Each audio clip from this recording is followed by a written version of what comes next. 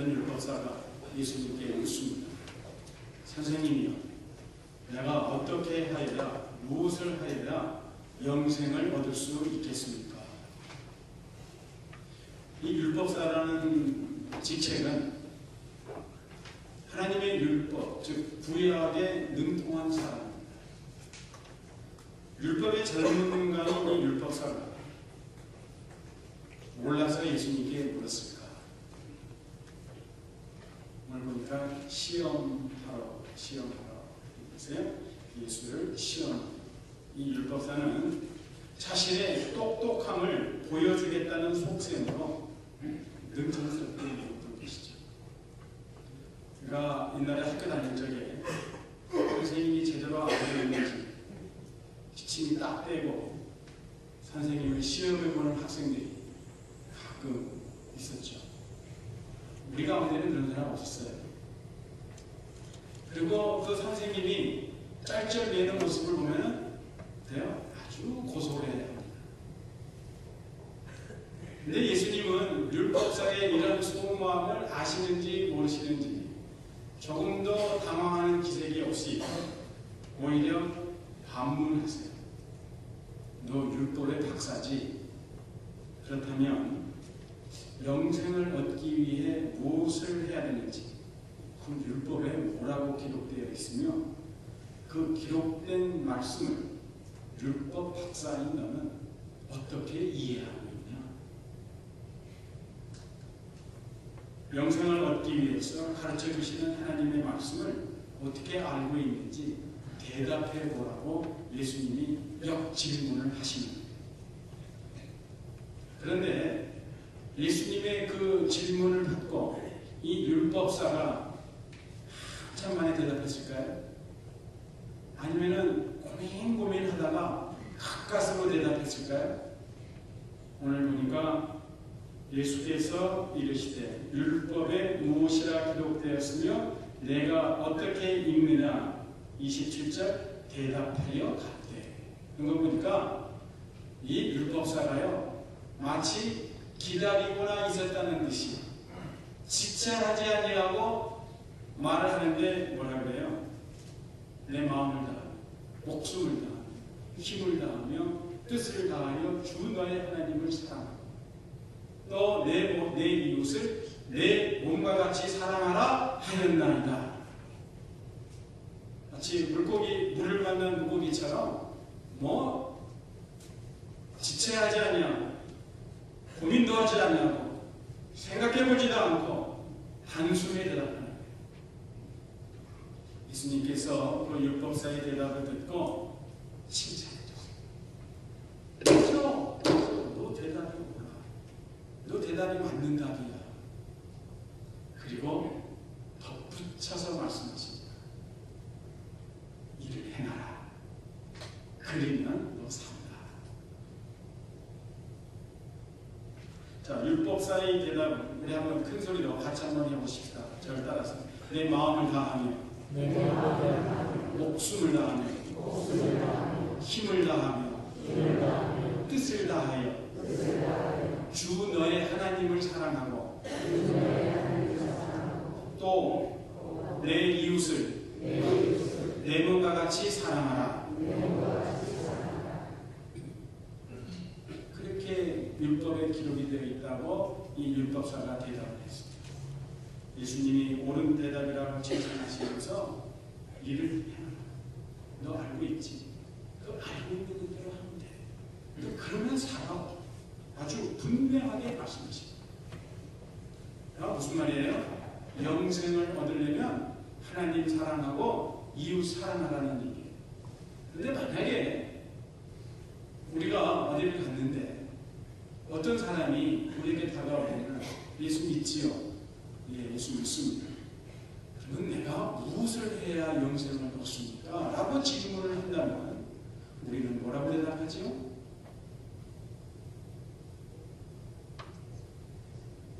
모르시죠? 아니면 대답 안 하기로 작정하신 거예요? 자, 어떤 사람이 다가와서 내가 무엇을 해야 영생을 얻습니까? 라고 묻는다면 대답 보세요. 어떻게 대답하시겠어요? 뭐라고요? 예수를 믿으세요. 맞아요.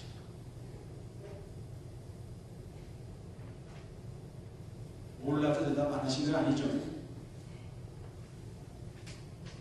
분명히 하세요. 예수를 믿으세요. 어떻게 해야 영생을 얻습니까? 답이 뭐예요? 예수를 믿으세요. 바울이 그랬잖아요. 주 예수를 믿으라. 그리하면 너와 내 집이 구원을 얻으리라. 우리는 대답, 예수를 믿으라 대답할 것 같은데, 예수님은 이를 행하라 그러면 살리라. 답이 두 개로 하나요. 예수님 대답 따로 있고 우리 대답 따로 있고. 그래? 답이 두 개입니까? 어떻게 된 거예요? 여러분 분명히 아세요. 예수님을 믿어야 영생을 얻습니다. 누가 무슨 말을 해도 예수님을 믿어야 영생을 얻습니다. 그런데 예수님은 하나님 사랑하고 이웃 사랑하고 그러면 삽니다. 이 말씀은 하나입니다. 무슨 말씀이냐니 예수님을 믿는 자는 하나님 사랑, 이웃 사랑 한다는 말씀입니다. 따라서 해보십시다. 예수님을 믿는 자는 하나님을 사랑하고 이웃을 사랑합니다. 예수님을 믿는 자는 하나님을 사랑하고 이웃을 사랑할 수밖에 없습니다. 뒤집어서 말하면요, 하나님 사랑, 이웃 사랑 제대로 하려면 예수 믿어야 된다는 거예요. 예수 믿으면 하나님 사랑, 이웃 사랑 제대로 할 수 있다는 거예요. 우리 다 같이 로마서 13장 8절 한번 펼치겠습니다. 로마서 13장 8절에서부터 10절까지.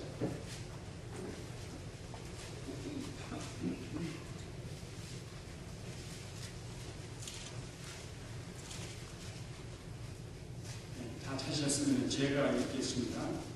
같이 봐요. 로마서 13장 8절부터 10절까지 제가 읽습니다.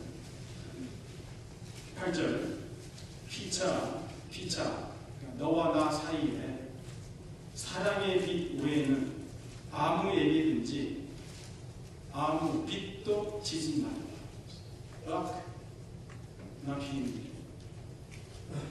이 말씀 세대되시가 하나님 말씀입니다.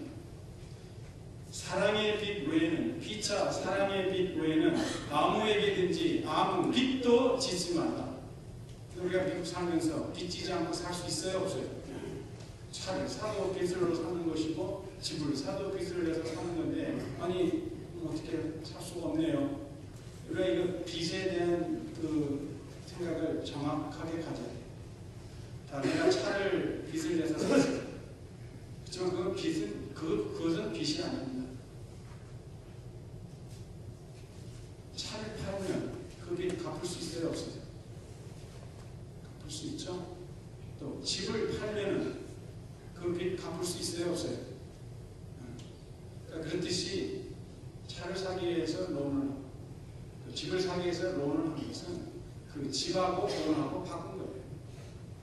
돈이 없으면 집을 갖다 주면 돼요. 그때 그건 빚이 아니에요. 근데 갚지도 못할 것을 빌렸으면 이건 빚이에요.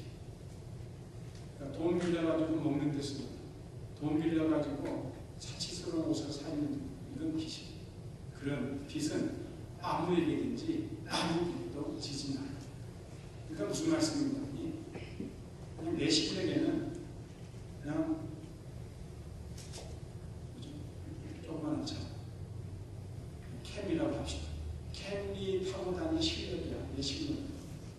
그런데 욕심 부려가지고 요즘 비싼 차 뭐 있어요? 그럼 비싼 차를 급태여 타려고 그러면은 그건 빚낼 수밖에 없어요. 그건 빚이에요. 자, 피차 사랑의 빛 외에는 아무에게든지 아무 빛도 지지 말라. 그러시면서 그 다음 말씀, 남을 사랑하는 자는 남이 누구예요? 나 말고 다른 사람은 다 남이요. 나 말고 다른 사람은 다 남이요. 남을 사랑하는 자는 율법을 다 이루었느니라.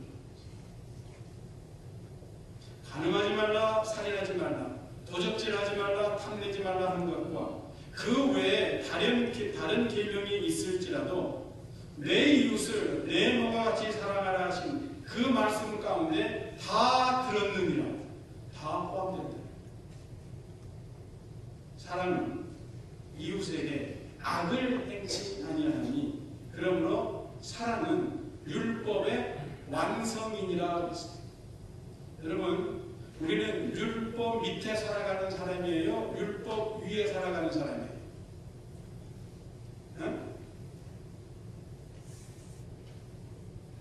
아니, 좀 크게 대답하셔야 이렇게 다 부끄러움을 다시 잡습니다. 우리는 율법 아래 살아가는 사람이에요? 율법 위에 살아가는 사람이에요? 그렇죠. 율법 위에 살아가는. 율법 아래에 있는 사람이 아니에요. 율법 위에. 그 말이 무슨 말이에요? 율법을 완성한 자예요. 완성한 사람은 그 밑에 있지 않아요. 그 위에 있지.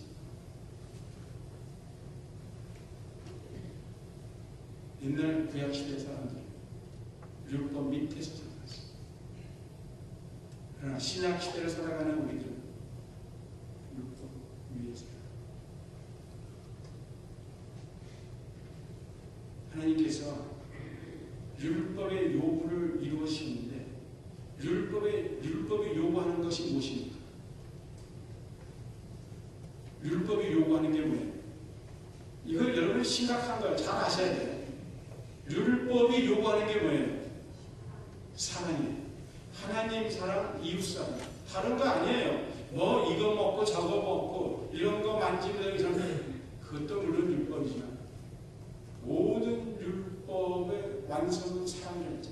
율법이 요구하는 바는 하나님 사랑, 이웃 사랑.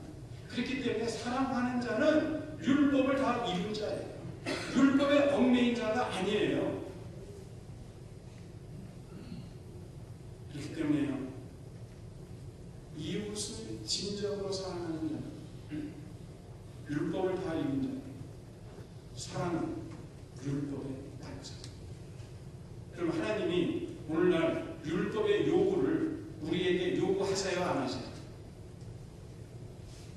이제 우리는 은혜 시대에 살지 율법의 시대에 안 살아. 그러니까 하나님이 우리에게 무슨 율법의 요구를 이루려고 하셔. 무슨 율법의 요구를 요구하시나? 맞아요, 틀려요? 틀린 말씀. 그건 잘못된 생각이에요. 율법의 요구는 구약시대나 신약시대나 앞으로 영원토록 변함이 없어요. 그건 뭐예요? 사랑이에요.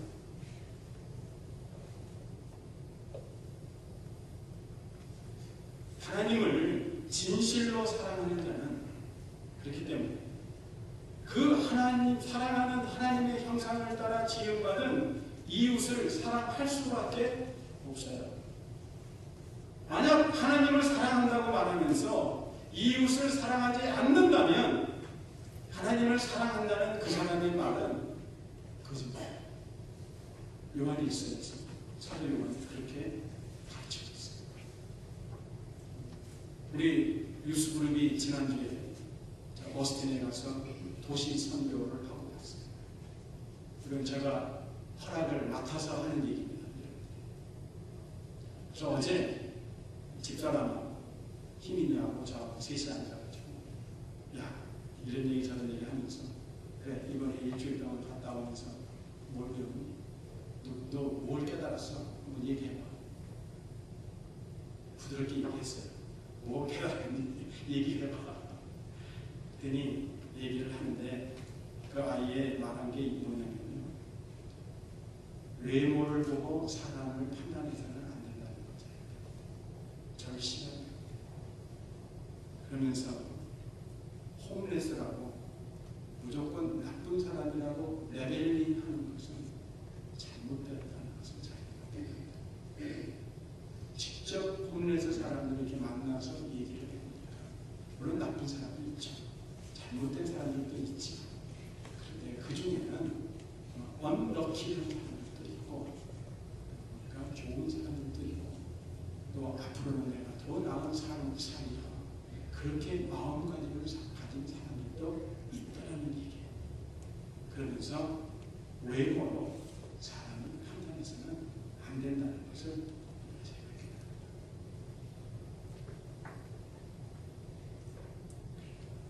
제가 그걸 보면서 감사했던 것은, 그렇지, 이 아이가 그런 말은 안 했지만 그 홈레스 피플, 거기에 있는 불쌍한 사람들 보면서 하나님의 형상을 더한, 그들 속에 아직 남아있는 하나님의 형상입니다. 우리가 진정 하나님을 사랑합니다. 하나님의 형상을 따라 지음받은 내 이웃들을 사랑 안 하면 안 할 수 있겠어요? 우리가 가끔 영화나 드라마를 보면 내가 사랑했던 사람의 모습을 닮은 그 사람의 자식을 사랑하는 이야기가 그 사람, 내가 사랑했던 사람은 아니에요. 그러나 내가 사랑했던 사람의 모습을 빼어 닮은 그 아이를 사랑하는 그런 이야기를 보게 돼요. 그러므로 하나님을 사랑하는 자는 당연히 하나님의 형상을 따라 지음받은 이웃을 사랑합니다. 그러므로 저는 여러분을 사랑해요. 또한 여러분은 저를 사랑해야 됩니다. 아멘 좀 하세요. 달리 말하면 저는 여러분들로부터 사랑받을 권리가 있어요, 없어요? 아멘. 있어요. 그런데 만약 여러분이 저를 사랑하지 않으면 사랑받을 권리를 여러분들이 도적질하는 거예요. 제 말이 틀렸어요, 맞았어요? 나는 여러분을 사랑하고 여러분이 저를 사랑해야 됩니다. 만약에 내가 여러분도 사랑을 받지 못한다면 여러분들은 내가 사랑받을 권리를 도둑질해요. 그러면 10계명 중에 몇 계명을 어긴 거예요? 보세요. 다시 읽는 길 앞에 가야 될까요? 8계명. 제 8번째 계명은 그러므로 우리는 내 옆에 있는 사람을 사랑해야 됩니다. 또한 동시에 사랑받아야 됩니다.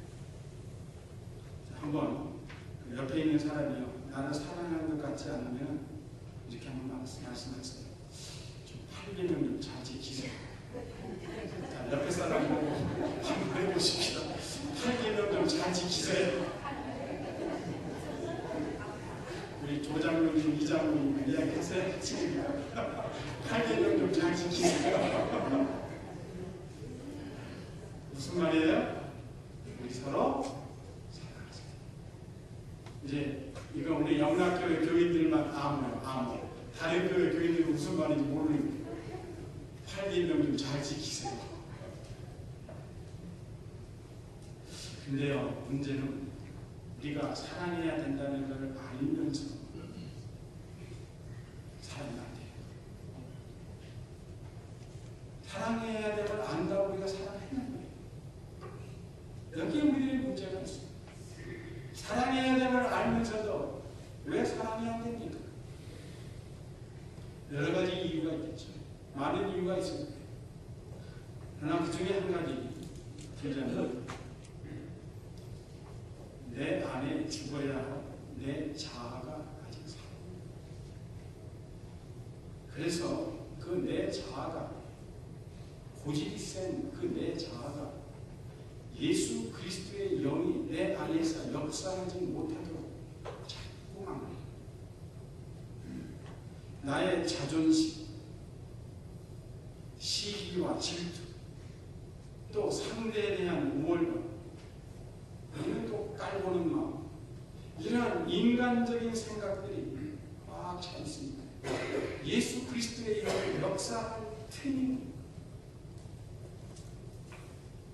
그래서요, 이러한 인간적인 생각들이 사라지고 대신 예수 그리스도의 마음으로 내 마음이 충만해 있으면 내가 받은 하나님 아버지의 그 사랑이 자연스럽게 흘러가요.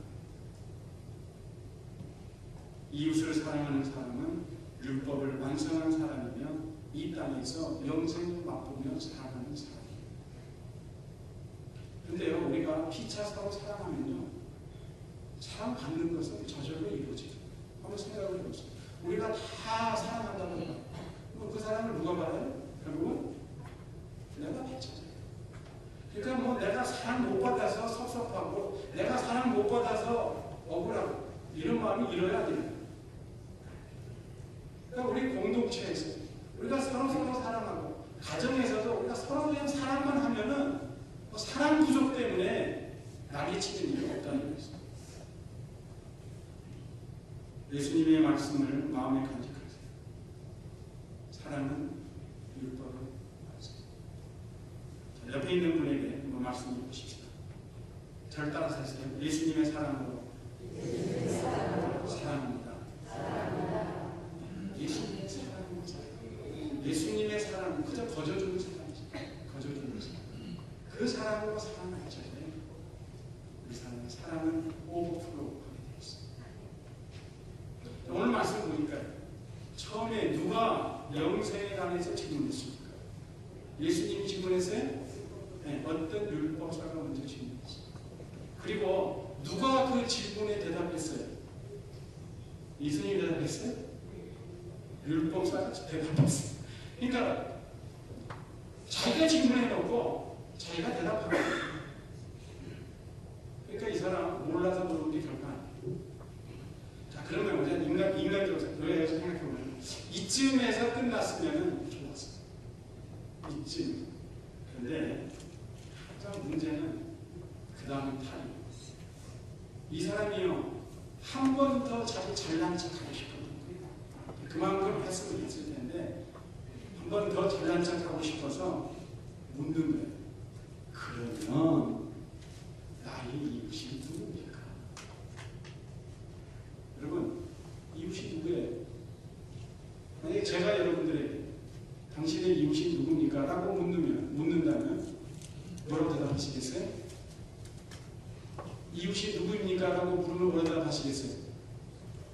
그렇죠. 내 옆에 있는 사람. 그 옆에 있는 사람 손 한번 잡아보세요. 옆에 있는 손 한번 잡아보세요. 내가 지금 붙잡고 있는 사람이 내 이웃이요. 그렇잖아요? 그런데 우리는 이제 손 놓으세요. 근데 우리는 우리와 비슷한 사람들을 이웃이라고 생각해요. 비슷한 사람. 그러니까 유유상종이라는 말 들어보셨죠?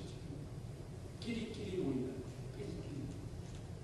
배경이나 환경이나 나이나 비슷한 사람들끼리 잘 어울리지, 그렇지 않으면 잘 어울리지 않는다는 말이에요.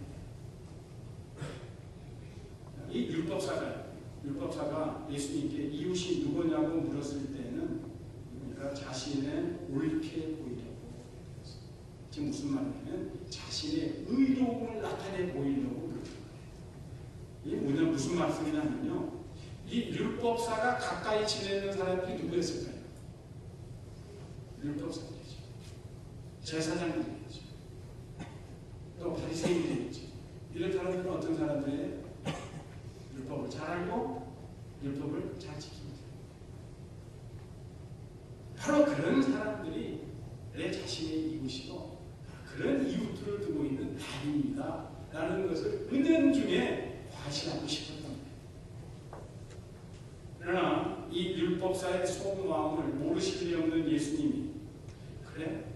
좀 진정 하나님을 사랑하는 사람이 어떤 사람인가 한 이야기를 들려주셔서 가르쳐주십니다. 예수님의 이야기는 이렇게 시작해요. 어떤 사람이 예루살렘에서 여리고로 내려가다 강도를 만납니다. 강도들이 그 옷을 벗기고 때려 거반 죽게 된 것을 버리고 갔더라. 이제 내년 2월달에 예루살렘 이스라엘 현장 학습을 가시는 분들이 가서 보시겠지만 예루살렘은 해발 꽤 높은 지역이 있어요. 한 600~700m 높은 지역이 있어요. 그리고 이 지구상에서 가장 낮은 곳에 위치한 마을이나 도시가 있다면 어딘지 아세요?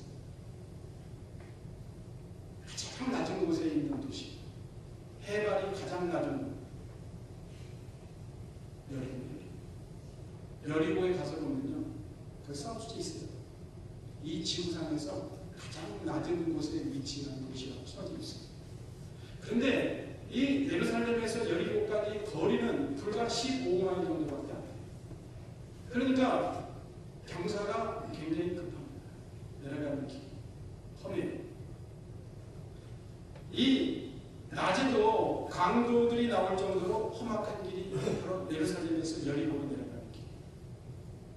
그런데 예수님께서 어떤 사람이 있습니까? 이 사람의 나이나 피부 색깔이나 또 재산 정도나 학력이나 가정 배경이나 사회 배경에 대해서는 아무도 몰라요. 모릅니다. 아무튼 어떤 사람이 여리고로 내려가다가 그만 강도를 만났습니다. 강도들은 이 사람의 옷을 벗기고 무자비 폭행을 가했습니다. 이 사람은 거의 반죽음의 상태가 되었습니다. 그리고 강도들은 이 사람을 길에 내팽개쳐 놓고 사라져버렸습니다. 여러분, 제가 한 가지 수수께끼보다 죽음 이꼬르 삶이다. 맞아요, 틀려요? 죽음 이꼬르 삶. 맞아요? 증명하세요. 끄떡끄떡 하시는 분 증명하세요. 자, 제가 증명해 드릴게요. 맞아요. 이꼬르가 되는 거예요. 반 죽음은 뭐예요? 반 사는 거죠. 그러니까 반 죽음 이꼬르 반 삶이야. 수학에서 같은 건 앞에 같은 건 캔슬할 수 있죠. 그러니까 반반 지워버리면 죽음 이꼬르 삶이 되는 거예요. 그러니까 죽어 있는 사람이나 살아있는 사람이나 분별이 안 되는 거예요. 어찌됐든 이 사람이 이제 생과 사의 갈림길에서 거의 다 죽었어요. 온몸이 멍들고 피투성이가 된 이 사람은 이제 길 한가에서 신음소리를 내며 꼼짝합니다. 누군가가 나타나서 구해주지 않으면 죽을 수밖에 없습니다. 참으로 이웃의 도움이 절대 필요한 지경에 빠졌어요. 그 다음에 일어난 사건에 대해서는 우리가 다 잘 알고 있는 얘기입니다. 감동적인 결말, 이야기를 끝내신 게 예수님이 이 율법사에게 물었어요. 내 생각에는, 내 의견에는 이 세 사람 누구죠? 첫 번째가 누가 아까 했어요? 제사장. 두 번째 레위. 세 번째 사마리아 사람. 이 세 사람 중에 누가 강도 만난 자의 이웃이 되겠느냐? 라고 묻습니다. 자, 구약에 능통한 율법사가 전에는 누가 자기 이웃이라고 생각했어요? 제사장이나 레위인이나 바리새인 이런 사람들이 자기 이웃이라고 생각했어요. 그런데 예수님의 말씀에 등장하는 제사장과 레위인이 어떤 사람이었어요? 오늘 31절과 32절을 보니까 그를 보고 피하여 지나가다. 우리나라 성경에는요, 이게 좀 더 실감이 안 나요. 근데 영어 성경을 보면요, 아주 실감나게 표현이 되어 있어요. 제사장이 예루살렘에서 내려오는 거예요. 제사를 마쳤는지 내려가는데 마침 내려가는 길 한쪽 편으로 이렇게 쭉 가는데 보니까 그 사람이 쓰러져 있어요. 그래서 이 사람이 그것을 보고 피하여 지나갔는데 지나가는 게 어떻게 표현되냐면은 He passed by on the other side 이렇게 되어 있어요. 그러니까 이렇게 쭉 내려서 이렇게 내려가야 될 거 아니에요. 근데 이렇게 가다가 보고 어떻게 해요? 다른 편으로 디아버스. 이들은요, 제사장이나 레위인은 머리로는 하나님의 말씀을 잘 알고 있었던 사람. 그러나 그들의 심장은 어때요? 돌처럼 딱딱한 사람. 골치 아프고 성가신 일에 그리고 자기 주머니 축 나는 일에 끼어들고 싶지 않았기에 그들은 가장 큰 계명, 하나님 사랑, 이웃 사랑을 무시하고 알고 있는 게 무슨 소용이 있어요. 근데 예수님이 묻는 거예요. 내 이웃이 누굽니까? 세 명의 이야기를 다 들려주신 다음에 그 물었던 율법사에게 너희 이웃이 누구냐? 이렇게 묻지 아니하시고 뭐라고 물으세요? 강도 만난 자의 이웃이 누구냐고 물으세요. 강도 만난 자의 이웃이 누구냐? 만일 예수님이 우리에게 이렇게 강도 만난 자의 이웃이 누구냐 물으셨다면 우리는 어떻게 대답했을까요? 그거야 당연히 사마리아 사람이죠. 이렇게 대답했을 거예요. 근데 율법사는 뭐라 대답해요? 자비를 베푼 자. 우리가 잘 알듯이 이 율법사는 당연히 유대인이에요.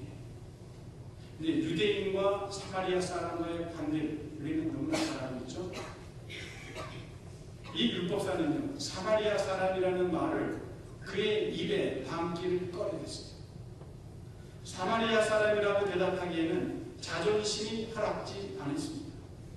왜냐하면 사마리아 사람은 당시 유대인들에게 냉대받으며 유대인과 같이 어울릴 수 없었던 사람, 유대인의 이웃이 될 수 없었던 사람이었어요. 그래서 율법사는 사마리아 사람입니다 라고 대답하지 않냐고 자비를 베푸는 자라고 에둘러서 그렇게 대답했던 것이죠. 이제 그렇게 에둘러서 대답하는 그 율법사를 하면서 예수님이 말씀하십니다.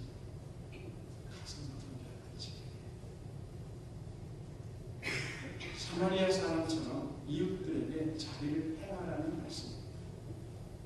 무슨 말씀이고? 네 이웃이 누군지 신경 쓰지 말고 그거 따지지 말라는 거예요. 그거 가지고 논쟁하지 말라는 거예요. 가서 너나 이웃을 잘해. 우리가 오늘 아침에 같이 교독한 시편 82편 그 3절 4절 보면 하나님이 원하시는 것이 온갖 기억이 있어요. 가난한 자와 고아를 위하여 착한 자들이 판단할 것입니다. 또 곤란한 자와 빈궁한 자에게 공의를 베푸시고 또 가난한 자와 궁핍한 자를 구원하라는 말씀이겠습니다. 이게 하나님의 마음, 이게 하나님의 뜻입니다. 레위인과 제사장이 몰라서 그냥 지나갔겠어요? 알면서도 지나간 거예요. 그러나 사마리아 사람, 길바닥에 쓰러져 사경을 헤매던 이 사람이 어떠한 배경의 사람인지 전혀 상관하지 않고 단지 사람을 불쌍히 여기는 마음에서 그를 위해 시간과 물질과 그리고 정성을 쏟았습니다. 다른 일을 도와주다가 자신마저 유효에 빠질 수도 있었겠지만 공격에 빠진 그 사람은 적극적으로 보살펴 주었습니다. 이웃 사랑의 본이 되었습니다. 사마리아 사람은 자신이 먼저 사랑함으로 이웃이 되어 죽었습니다. 이웃이기 때문에 사랑했던 것이 아니라 사랑함으로 이웃이 되어 죽었습니다. 사실 예수님의 말씀 중에 강도 많은 사람에게 자비를 베푼 사마리아인이 누구를 얘기하겠어요? 예수님이죠. 강도 만나 반죽음을 당한 사람은 이 세상 사람들, 곧 옛날의 내 자신이며 또 내 옆에 있는 사람이죠. 마귀에게 괴로움을 당하고 또 죽음과 사망의 골짜기에서 어려움을 당하고 있는 온 인류를 위해서 예수님은 그 고통의 현장에 찾아오셔서 죽어가는 인류를 싸매시고 치료하시고 그의 살과 피를 내놓으셨습니다. 그래서 예수님은 고통당하고 있는 우리에게 참된 이웃이 되어주셨으며 또한 우리에게 참된 이웃이란 바로 이런 사람이었다. 오늘 보여주셨습니다. 그렇다면 이제 나는 예수님을 믿는 우리는 어떤 사람? 저는 모르겠어요. 이 율법사가 예수님께 다가가서 영생의 문제를 논하고 또 대답했던 그 율법사가 예수님의 말씀을 듣고 가서 사마리아 사람처럼 행했는지 안 했는지 몰라요. 그건 내 관심사가 아니에요. 문제는 누구예요? 율법사가 문제가 아니에요. 문제는 누구예요?